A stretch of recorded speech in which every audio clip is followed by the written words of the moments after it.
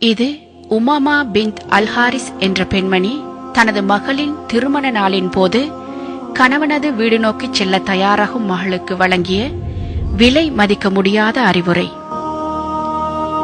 எனது அன்பு மகளே, ஒரு பெண் வளர்க்கப்பட்ட விதத்தாலும் அவளுடைய சிறந்த பண்பாடுகளாலும் அவளுக்கு உபதேசம் தேவைப்படாது என்றிருந்தால் அது நிச்சயம் நீயாகத்தான் இருக்க வேண்டும்.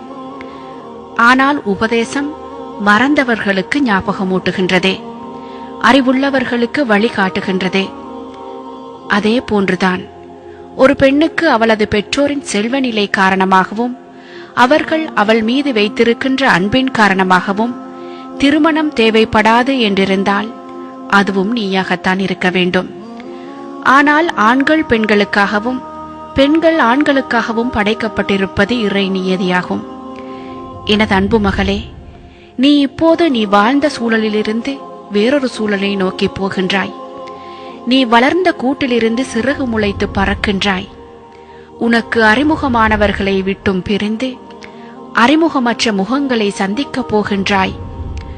உனது தந்தையின் பொறுப்பிலிருந்தும் விடுபட்டு உனது கணவனின் பொறுப்பின் கீழ் இடம் மாறுகின்றாய். இனி உனது கணவன்தான் உனது பொறுப்பாளனும் உனது நிர்வாகியும் ஆவான். எனவே நீ அவனுடன் மிகவும் பணிவாகவும் கண்ணியமாகவும் நடந்து கொள். அப்போது அவன் நிச்சயம் உனது பணியாளனாகவே மாறிவிடுவான்.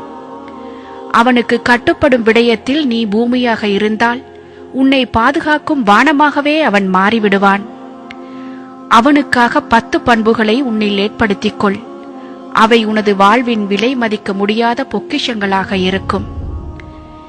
எப்போதும் அவனுக்கு கட்டுப்பட்டு பணிவுடன் நடந்து கொள். அவனது பேச்சுக்கு எப்போதும் நல்ல முறையில் செவி தாழ்த்தி மிக நல்ல முறையில் கட்டுப்படு. அவனது கண் உனது உடம்பில் எதையெல்லாம் பார்க்குமோ அதையெல்லாம் மிகவும் சுத்தமாகவே வைத்துக்கொள். அப்போது அவன் நிச்சயமாக உன்னில் எந்த அசிங்கத்தையும் காணமாட்டான். அவன் உனது உடம்பில் உடையில் எதையெல்லாம் நுகருவானோ அவற்றையும் மிகவும் சுத்தமாக வைத்துக்கொள். அவன் உன்னில் நறுமணத்தை தவிர வேறு எந்த வாசத்தையும் நுகராமல் இருக்கட்டும். அவனுடைய சாப்பாட்டு நேரத்தில் மிகவும் கரிசனையோடு இரு. ஏனெனில் பசியின் தாக்கம் பயங்கர கோபத்தை உண்டு பண்ணக்கூடியது. அவனுடைய தூக்கம் உன்னால் கலையாமல் இருக்கட்டும். ஏனென்றால் தூக்கத்துக்கு ஏற்படும் இடைஞ்சல்கள் எரிச்சலாகத்தான் வெளிப்படும். அவனது சொத்துக்கள் விடயத்தில் சிக்கனமாகவும் அமானிதமாகவும் நடந்து கொள். அவனது குழந்தைகளையும் அவனிடத்தில் வேலை பார்ப்பவர்களையும் சிறந்த முறையில் திட்டமிட்டு நிர்வகிக்க பழகிக்கொள். அவனது வேண்டுதல்கள் எதனையும் மறுக்காதே. அவனது கட்டளைகள் எதற்கும் மாறு செய்யாதே. நீ அப்படி செய்தால் அது உன் பற்றிய அதிருப்தியை அவனது உள்ளத்தில் ஏற்படுத்திவிடும். அவனது ரகசியங்கள் எதனையும் பகிரங்கப்படுத்திவிடாதே. நீ அவ்வாறு செய்தால் நிச்சயம் அவனது பழிவாங்கலிலிருந்து நீ தப்ப மாட்டாய்.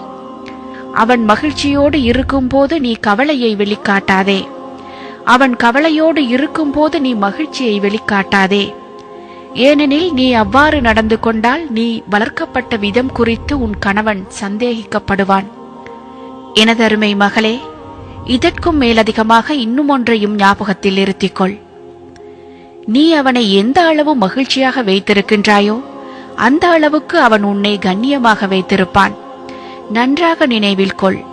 நீ உனது ஆசைகளை விட உனது தேவைகளை விட உன் கணவனின் ஆசைகளையும் தேவைகளையும் உட்படுத்தாத வரையில் ஒருபோதும் முன்னால் உனது ஆசைகளையோ தேவைகளையோ அவன் மூலமாக நிறைவேற்றிக் கொள்ள முடியாது.